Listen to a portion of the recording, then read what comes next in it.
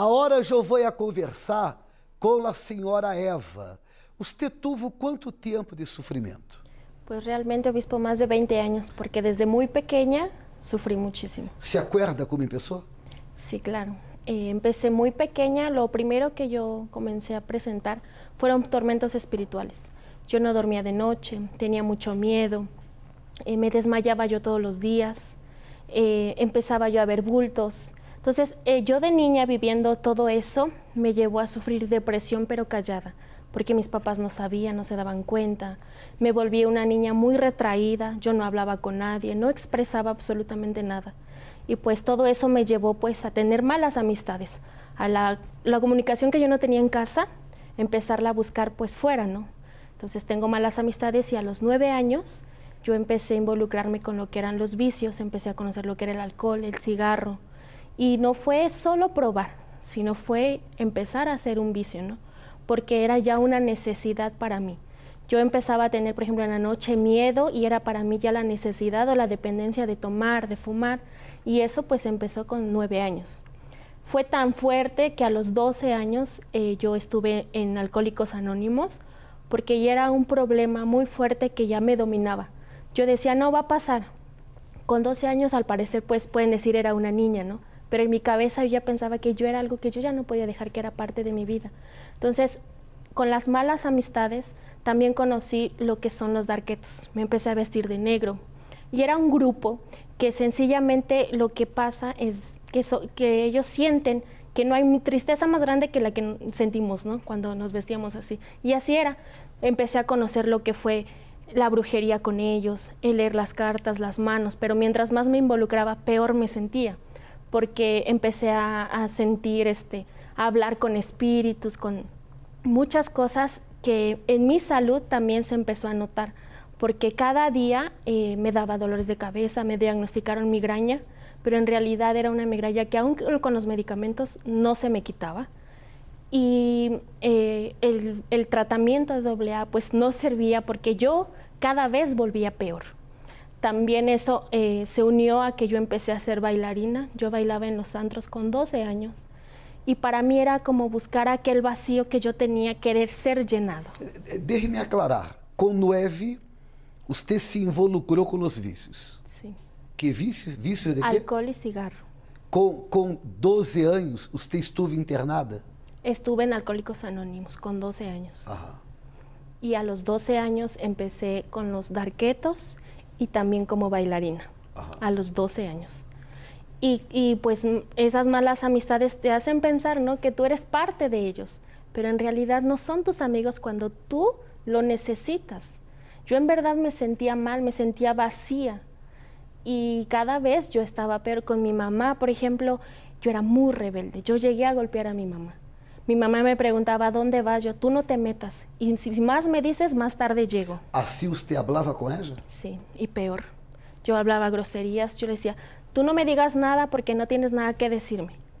Y la trataba mal, la pateaba, le decía de grosería, le decía que ella no tenía que decirme nada, y la trataba sencillamente como yo quería. Era muy rebelde. Entonces, poco a poco eso me llevó a crecer sola, me sentía sumamente sola. Eso me llevó a empezarme yo a cortar mis brazos. Yo al cortarme, yo me sentía como que yo era fuerte en ese momento que mi brazo sangraba. Era como esa necesidad de sentirme fuerte. ¿Hay marcas? Sí, aquí. Todavía. ¿Da para ver? Ajá. Usted empezó a cortar su braço com quantos anos? 12. Com 12 anos. Vamos a ver uma vez mais? As marcas no braço? Ajá. Con 12 años. Sí, con 12 años. Yo lo hacía porque eso me hacía sentir como fuerte.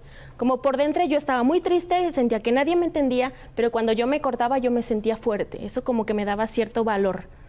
Entonces cada vez yo me cortaba peor. Incluso la marca más marcada que tengo, que es como 2 Cs, es porque lo hice con un fierro caliente.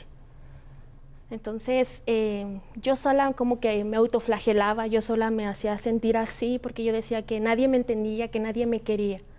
Entonces eso me llevó a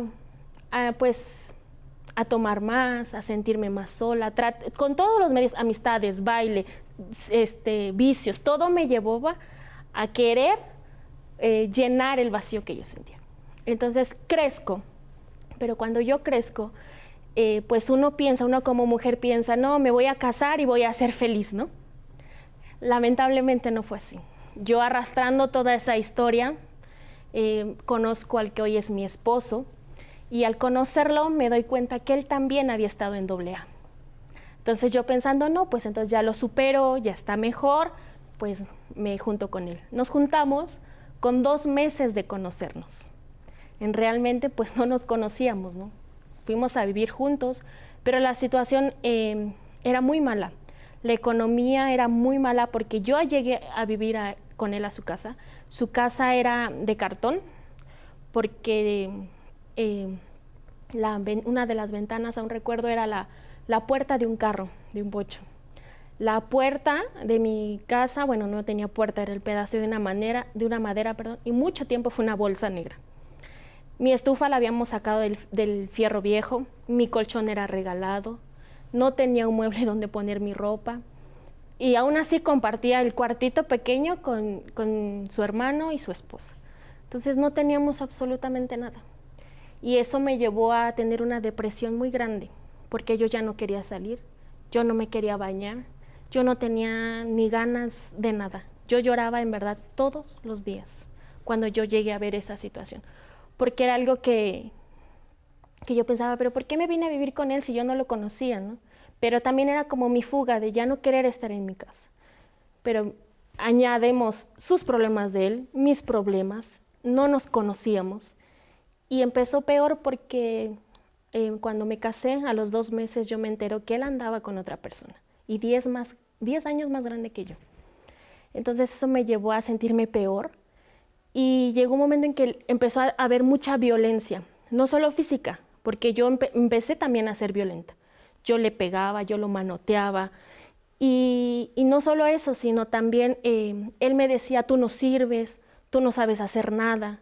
Entonces llegó un momento en que yo me creí realmente las palabras que él me decía. Entonces me sentí un momento como si a una palomita le hubieran cortado sus alas, que estaba enjaulada. Yo me sentía nada, nada.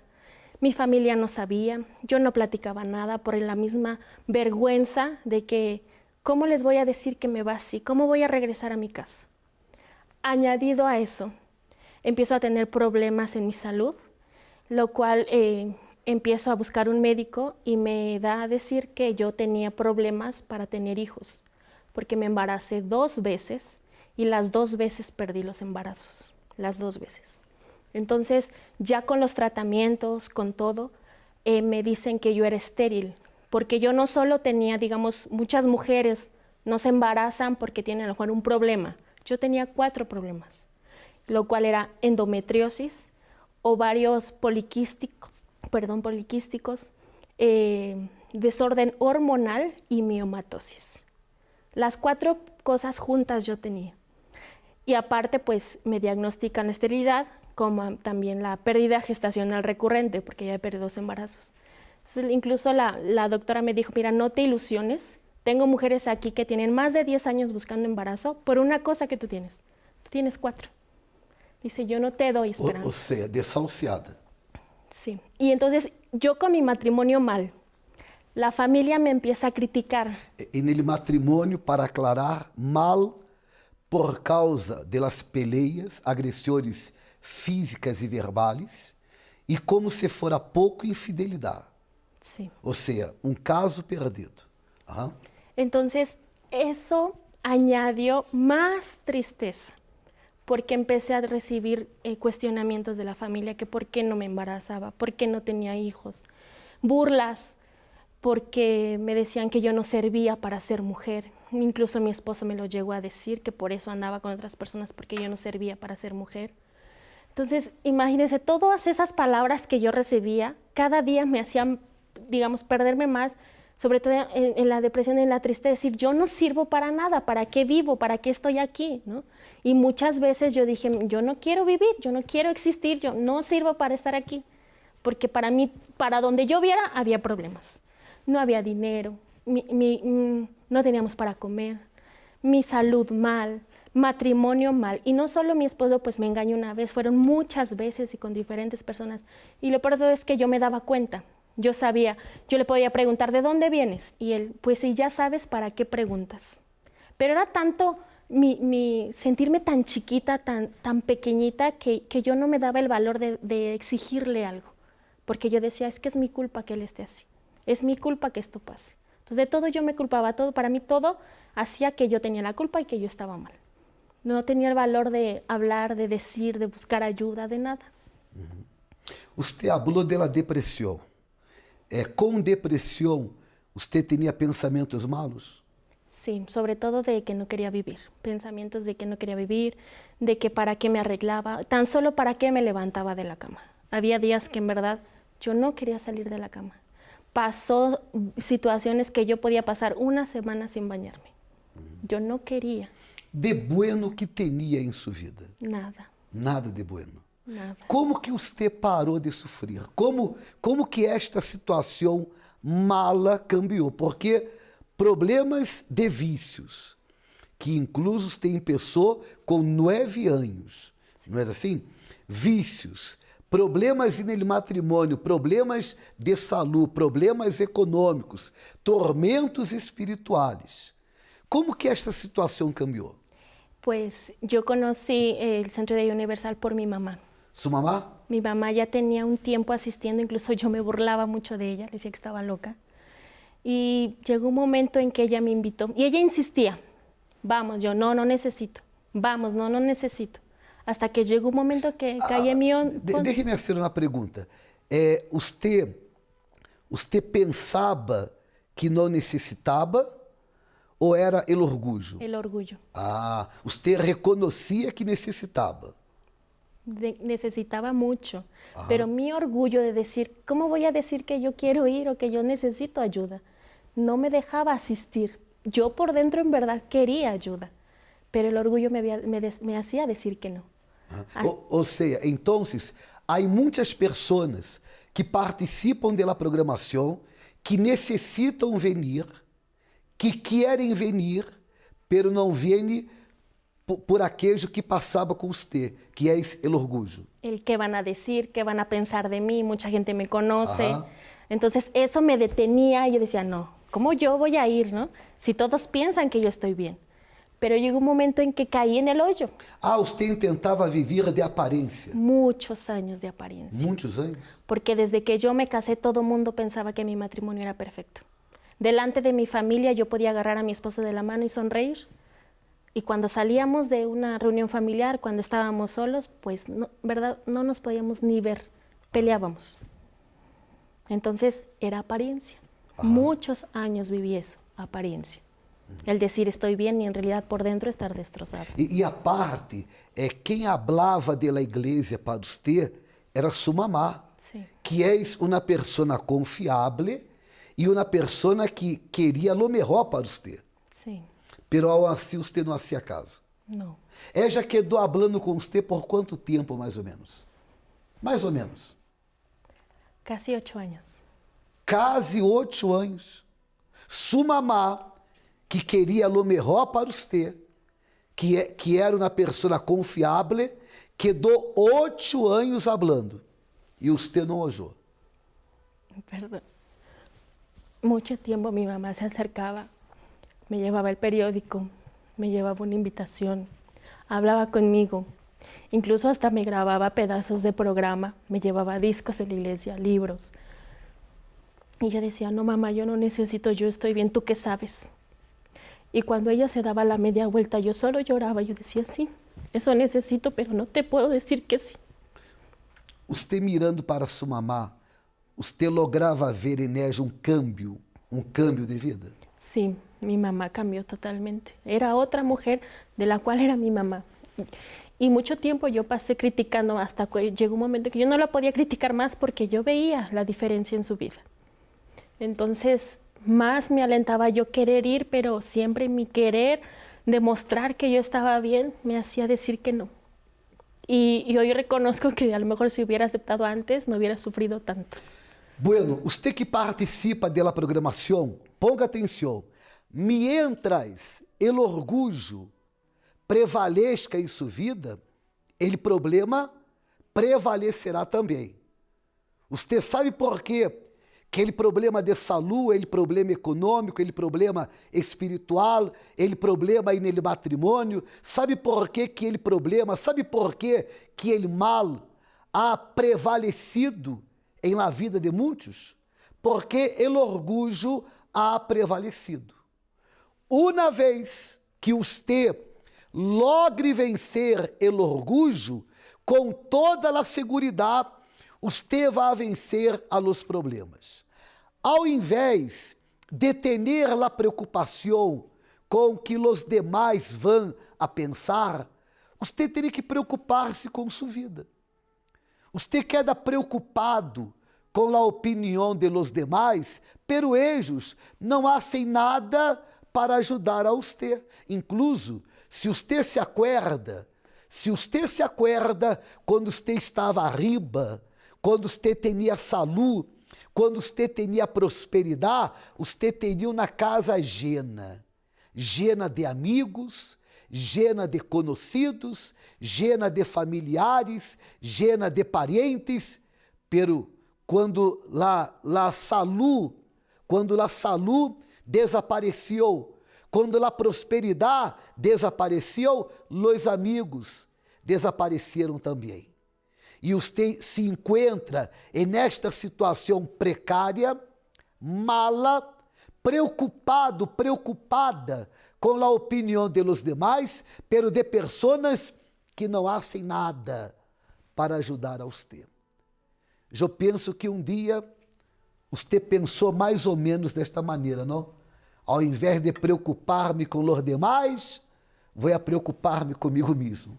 Así fue exactamente. ¿Seguro? Yo dije, es momento de no me importa ya ni lo que piensen, o yo vivo o yo muero, ya no puedo más. Y me acuerdo perfectamente bien. Fue un día que incluso yo había decidido dejar a mi esposo porque yo no aguantaba. Agarré mis poquitos papeles que tenía y me salí de mi casa.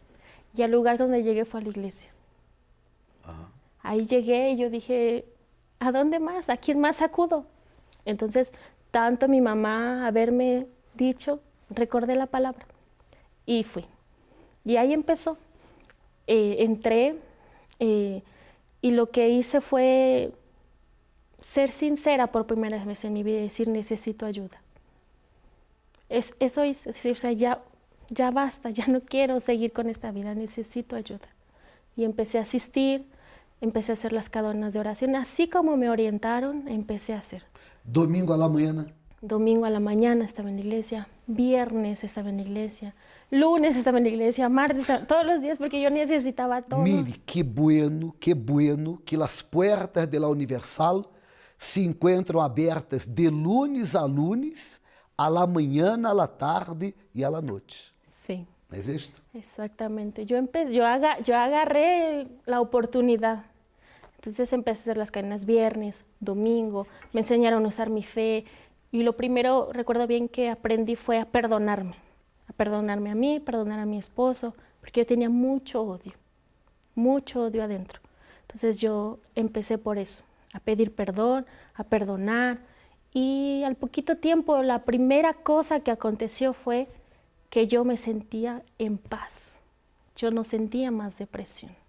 Empecé a bañarme, a preocuparme por mi apariencia, a ser sincera. Y después logré embarazarme, tengo a mi hijo. Senhora, perdão, despacito. Como foi que a doutora falou com você? Que não podia, que não me hiciera ilusiones. Se não estou equivocado, não me acuerdo de las palavras, não me acuerdo de los problemas. Pero você tinha 4 e ela disse que outras mulheres, com uno no mais, para elas já era um caso perdido. Pior para você. Sim. Você, que problema tinha você? Era poliquistosis, miomatosis, endometriosis y desorden hormonal. E era impossível ter hijos. Sí, perdí 2, entonces ya era como no puedes, no lo intentes porque puede estar en riesgo tu vida. Y pasaron 4 meses, si no mal recuerdo, después de que llegué al Centro Universal cuando yo me embaracé. Entonces fue así, ¿no? Yo no, Milagro. sí, fue maravilloso. Cuando yo me enteré, yo dije, ay Dios. Y tenía sobre todo la certeza de que todo iba a salir bien, que no iba a pasar con los otros embarazos. Y así fue. Mi bebé ya es sano, mi bebé ahí está, va a cumplir 5 años. Y está sano, está completo, está sano, todo salió perfectamente bien. Entonces para mí fue el primer milagro grande que yo vi. Y de ahí pues empezar a conquistar, porque pues ahí obviamente no paró la bendición, ¿no? Todo empezó a cambiar. Mi interior, yo, la salud, nunca más me desmayé, nunca más tuve migrañas, nunca más tuve tormentos espirituales, nunca más sentí ni vi nada. Los vicios, nunca más, ni siquiera los puedo oler el cigarro porque no lo soporto cerca, no tengo deseos de tomar, nada. Con mi matrimonio, Dios restauró mi matrimonio, mi esposo obviamente hoy es fiel, hoy salimos juntos, podemos platicar, tenemos comunicación, nos queremos, hoy podemos decir que verdaderamente conocemos el amor. Entonces para mí es maravilloso todo, porque algo que para mí yo no encontraba salida, no encontraba solución, la encontré. La vida econômica.